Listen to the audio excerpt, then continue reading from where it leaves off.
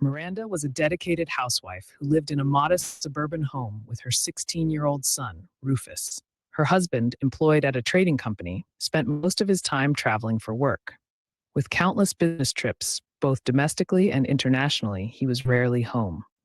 Over the years, Miranda became the primary caregiver, raising Rufus almost entirely on her own.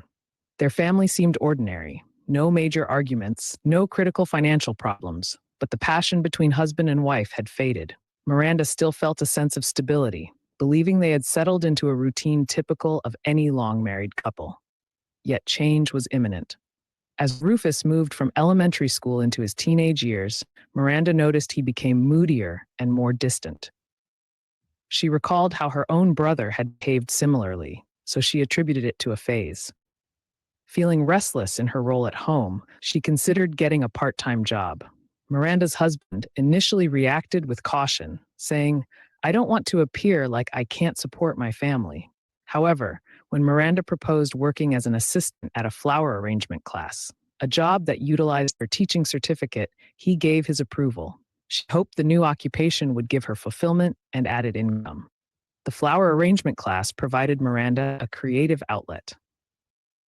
She loved helping students hone their skills, whether they were beginners or more experienced in floral art. Over time, her confidence grew. She felt useful and appreciated, and it delighted her that her modest earnings contributed to the household. Although she and her husband hadn't deeply discussed finances, she believed any additional money would help with Rufus's future. After all, high school was expensive, and the possibility of college loomed. Despite her husband's frequent absences, Miranda remained optimistic that they would reunite once his unaccompanied assignment ended. Her husband's visits to their home became infrequent. He would drop by around Christmas, Thanksgiving, or Labor Day, but usually stayed only briefly. Often, he chose to visit his parents, who lived about an hour's drive away. Consequently, Miranda and Rufus rarely spent holidays together with him as a family of three. Rufus seemed unconcerned most of the time, but Miranda secretly wished the three of them could share more moments under one roof. She reasoned that once her husband's assignments concluded, life might return to how it used to be, or at least to something resembling normalcy. Miranda's father-in-law was alive and residing in a comfortable retirement home. Years ago, her in-laws had moved there to enjoy their later years after leaving the family house to Miranda and her husband. Although her husband harbored lingering resentments toward his father, Miranda maintained a cordial relationship with the older man. She visited him at the retirement home, brought homemade treats, and helped with errands. Her father-in-law always treated her warmly, grateful for her attention. Miranda felt it was simply the right thing to do, showing kindness to someone who had welcomed her into the family. Tensions between her husband and his father originated from minor disagreements that accumulated over time. Miranda found them difficult to understand because her father-in-law seemed gentle and reasonable. Regardless, her husband refused any suggestion that they mend their relationship. He would say, "He's in a well-managed facility. We don't owe him anything." Miranda disagreed. She believed family should look after each other. Nonetheless, her husband labeled her actions as meddling. Whenever she brought up her father-in-law's needs, her husband would roll his eyes and remind her that none of it was necessary. This difference in attitude caused small strains. Rufus had enrolled in a private school that combined elementary and junior high education.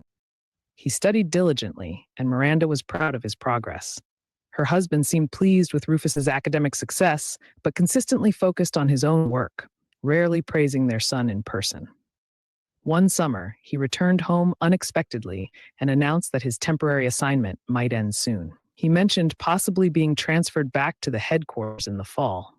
Miranda's heart lifted at the idea of having him around more often. She believed this signaled the end of their long separation and a chance to reconnect.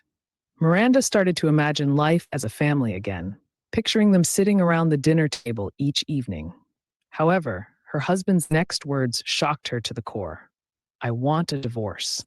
He uttered it without any build-up or explanation. She stared at him, stunned, trying to make sense of his request. He continued, "We've been living apart for ages. That's enough reason to end this marriage. Now seems like the perfect opportunity for both of us to start fresh." Miranda struggled to speak. Emotions churned in her chest, and panic rose at the abruptness of his declaration. Attempting to collect herself, Miranda refuted the notion that they'd been living apart. She insisted the unaccompanied assignment was a necessity, not a choice. Yet her husband dismissed her arguments. "You never came to live with me," he said coldly, ignoring the reality of Rufus's schooling and his own father's well-being. From his viewpoint, Miranda had willingly abandoned the possibility of relocating, thereby validating his definition of a fractured marriage. He also brought up that Miranda had started working.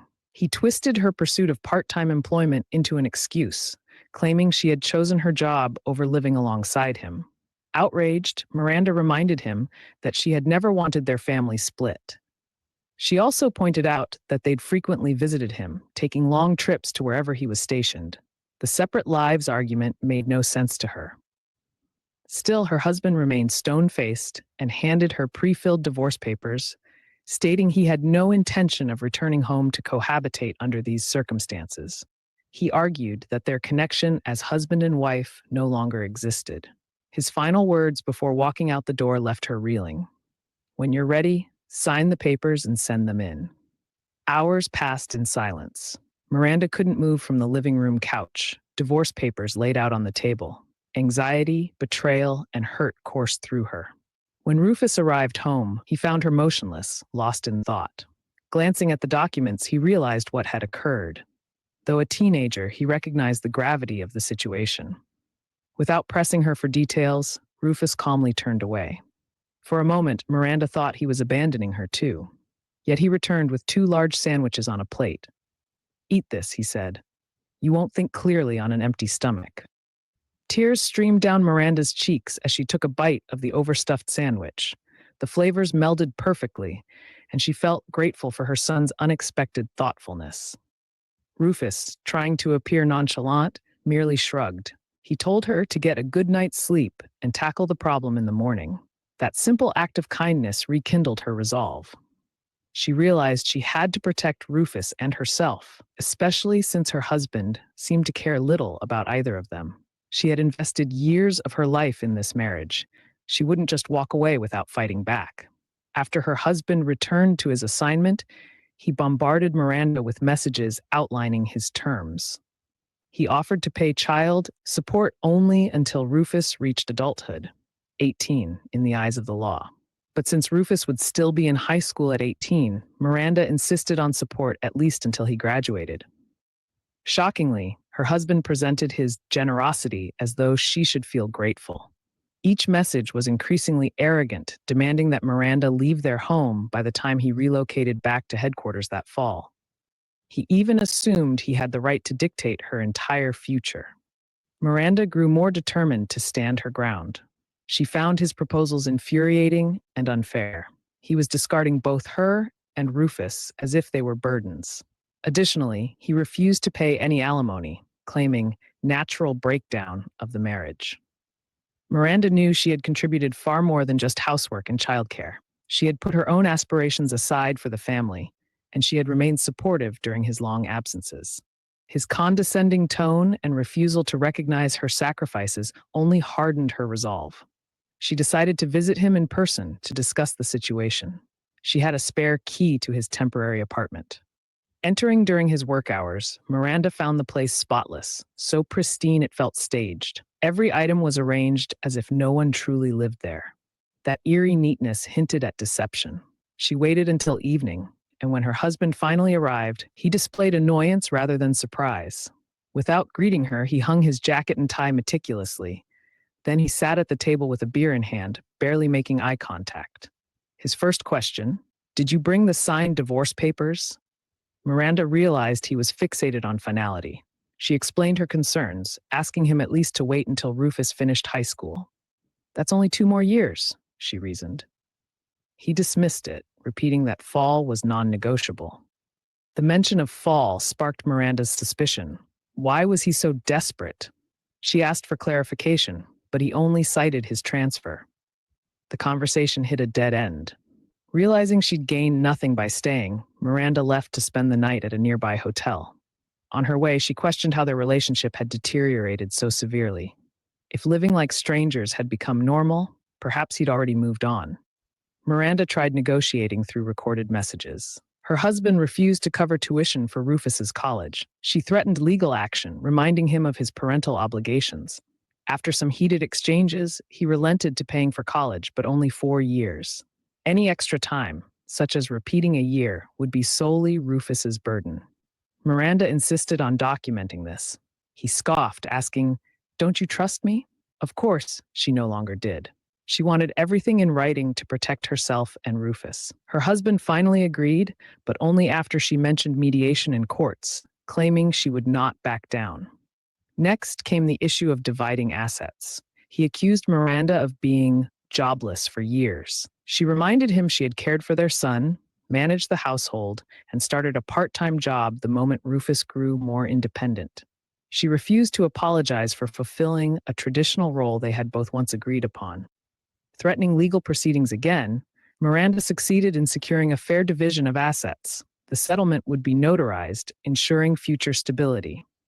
Despite their personal rift, she managed to enforce her rights. Whenever he urged her to finalize the divorce, she repeated, "We have time until autumn."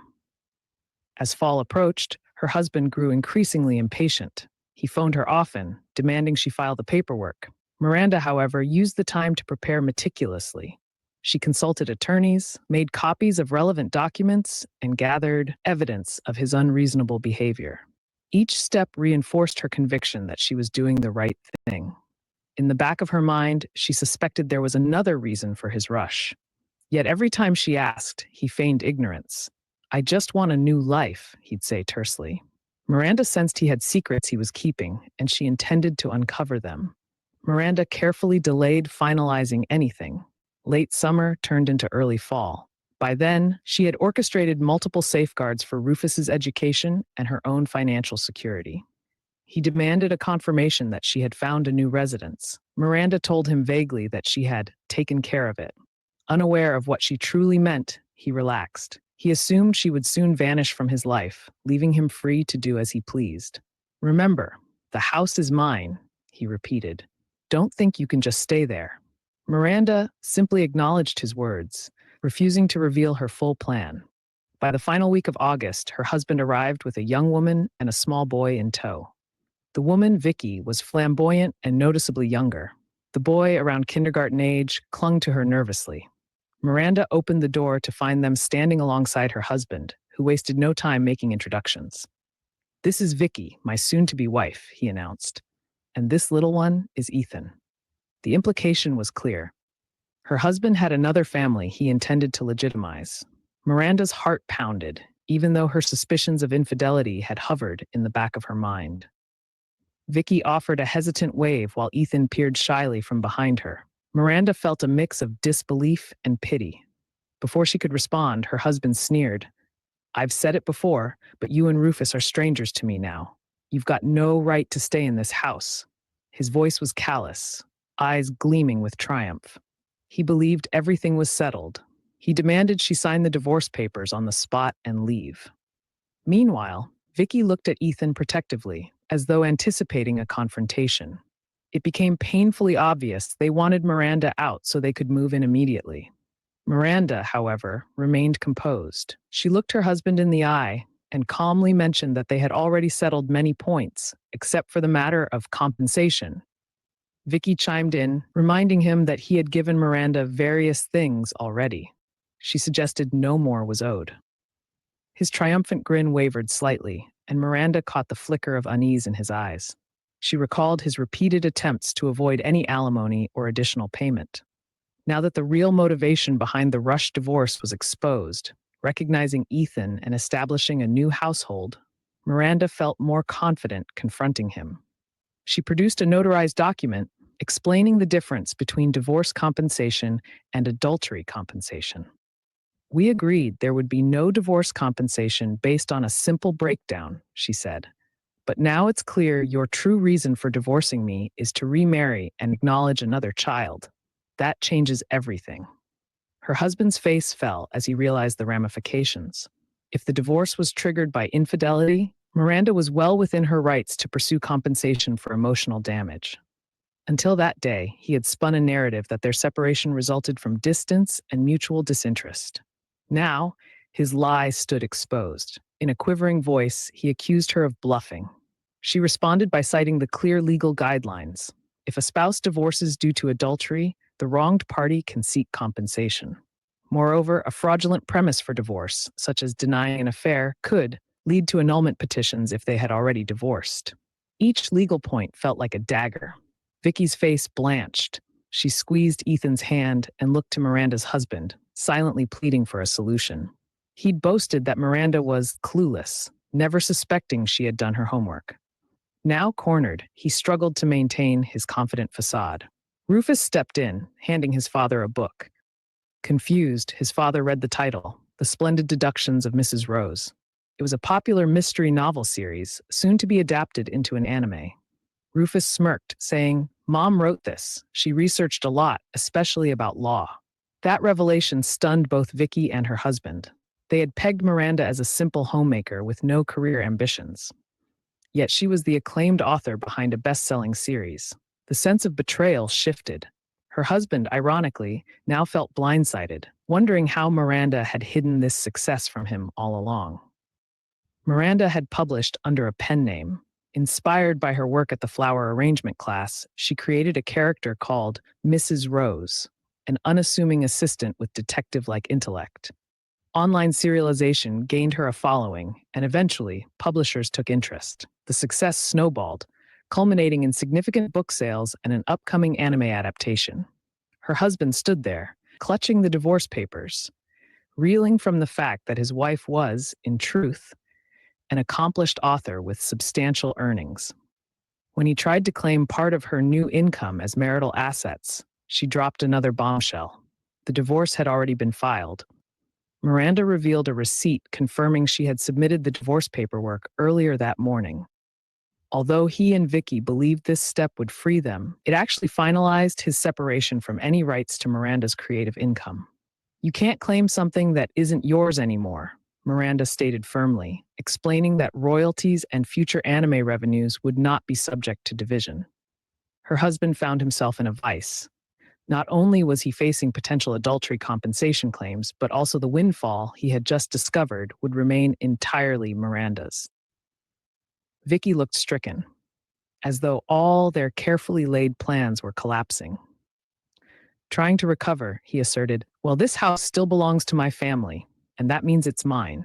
He demanded that Miranda and Rufus vacate immediately. However, Miranda corrected him. The property title now bore her name, thanks to a crucial legal step taken by his father. Her father-in-law had always admired her kindness, especially compared to his strained relationship with his own son. When he learned about the affair and the scheme to evict Miranda, he initiated a process of adoption. Miranda displayed official papers proving she was legally adopted by her father-in-law, granting her full ownership. Her husband erupted in disbelief. "How dare you manipulate my father?"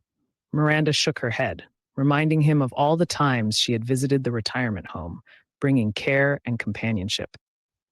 The father-in-law had wanted to disinherit his son for excessive cruelty toward his wife and child. By adopting Miranda, he ensured she could inherit.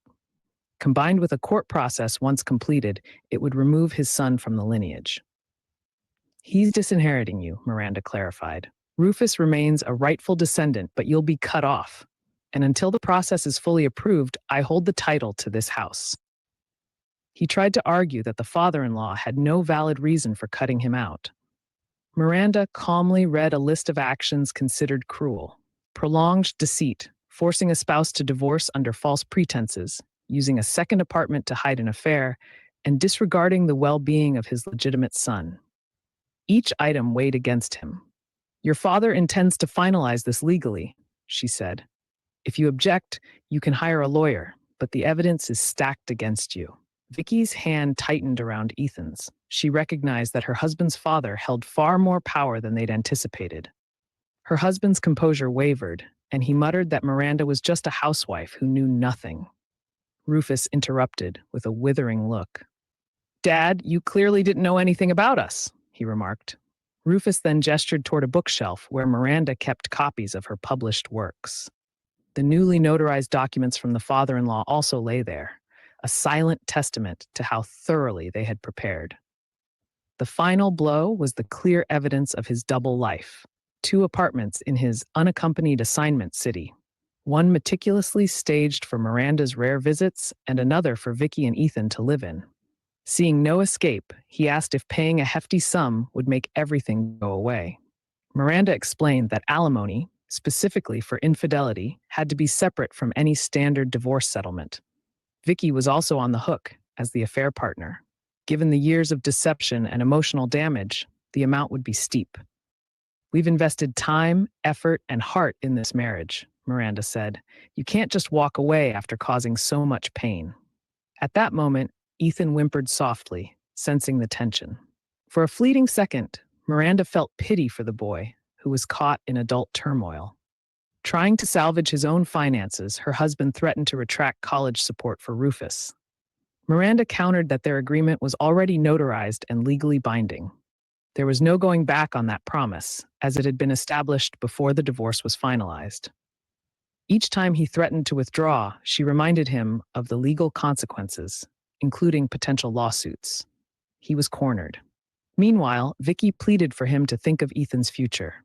She wanted Ethan fully recognized and enrolled in a reputable school, free from scandal. The messy drama was precisely what they had hoped to avoid. Miranda remained firm.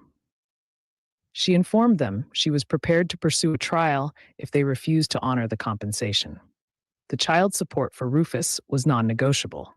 As for the alimony related to adultery, her lawyers had already drawn up a clear case, supported by abundant evidence. With no bargaining leverage, her husband relented. He agreed to pay the adulterous spouse compensation, as well as any legal costs that might arise from the matter. Vicky, similarly, found herself liable for her part in the affair. They planned to borrow funds, possibly through the trading company, to cover these obligations. Exasperated, he spat out, "You're just greedy." Miranda lifted her chin. "You orchestrated this fiasco. You lied for years and tried to replace your family. If you have to pay money to reflect how deeply you've hurt me, that's not greed. It's justice." Though the words stung, he couldn't refute the logic.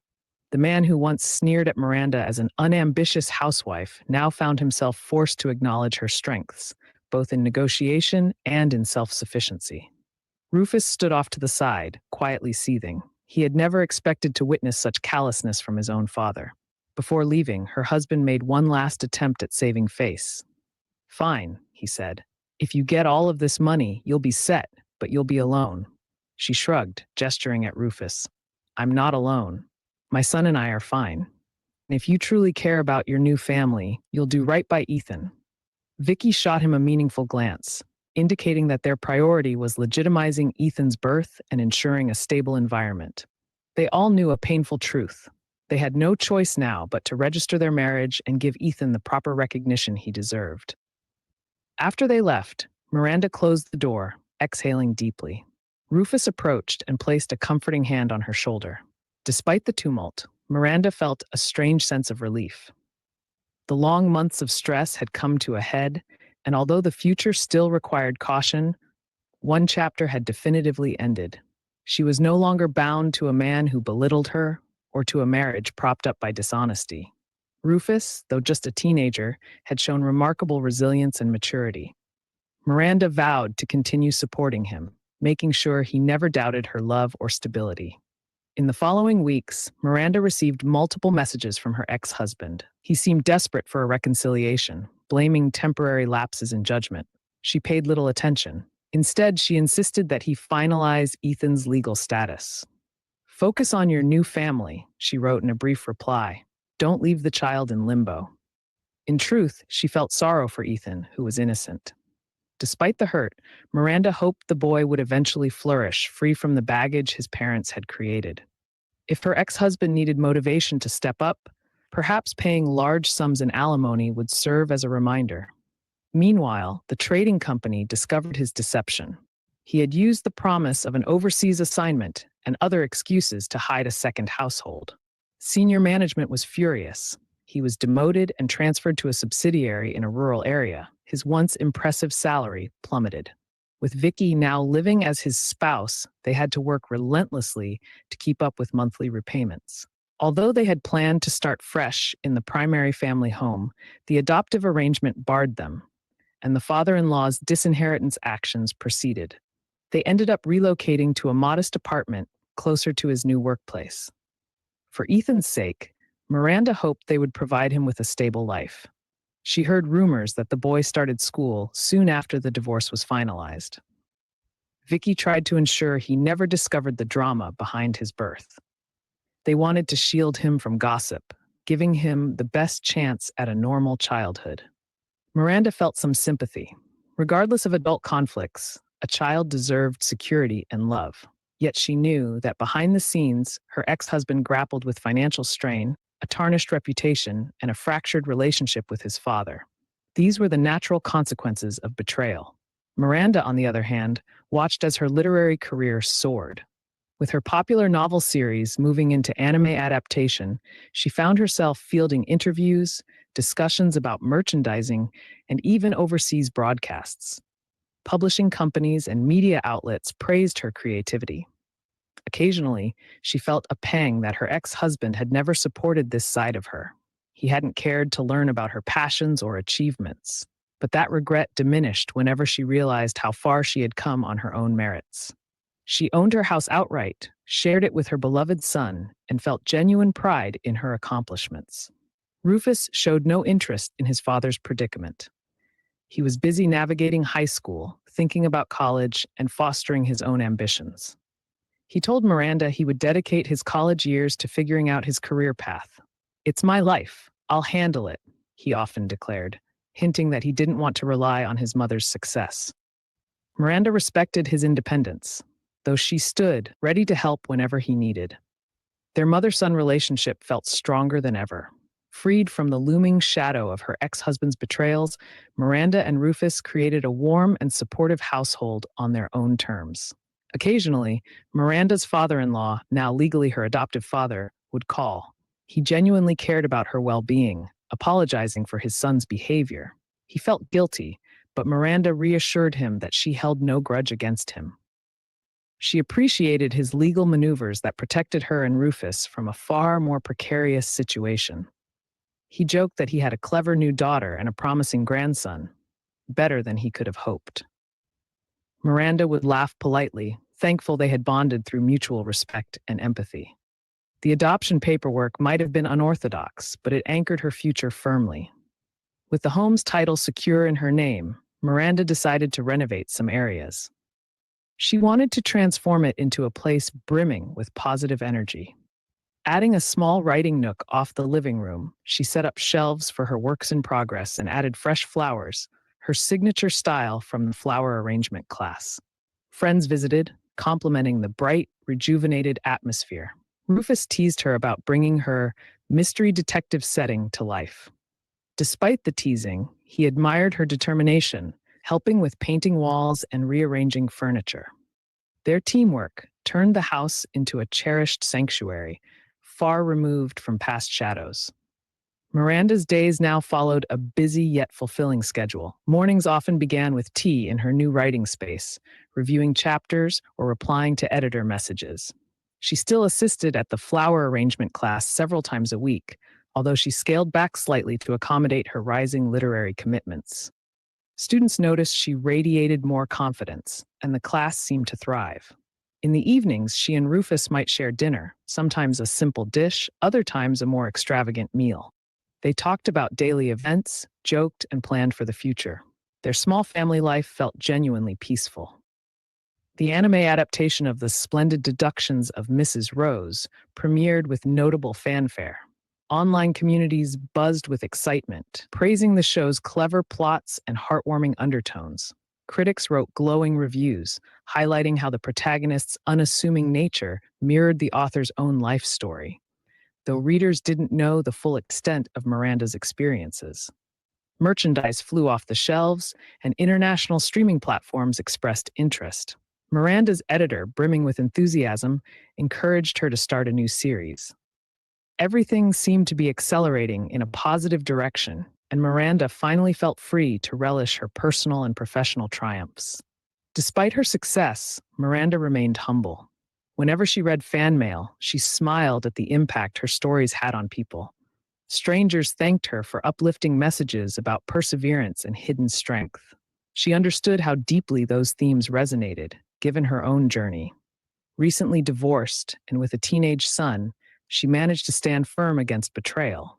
She poured those real emotions into her writing. Characters overcame challenges, not by extraordinary powers, but by resilience and intelligence.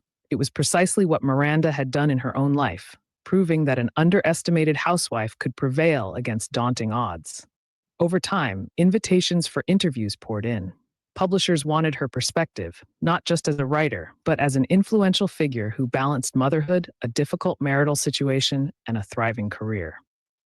Initially hesitant to reveal personal details, Miranda chose to focus on her creative process, highlighting the detective like curiosity that fueled her stories. She kept private the full extent of the betrayal and legal battles. Those were personal experiences she preferred to channel through fiction. Still, some fans speculated that her private life inspired her narratives, a rumor she neither confirmed nor denied, letting the novels speak for themselves. One evening, Rufus asked Miranda directly, "Are you happy now, Mom?" She paused, considering the upheaval they had endured. Finally, she nodded, explaining that while the divorce and associated lies had caused pain, she felt stronger and more self assured. Rufus, who still carried some resentment toward his father, smiled softly, relieved to see his mother regaining her spark. Miranda teased him, "I'm mostly happy because you still cook those great sandwiches when I'm upset." He rolled his eyes but couldn't hide his grin. Their shared humor underscored just how far they'd come since the day those divorce papers first arrived. Meanwhile, her ex husband's life was drastically less comfortable.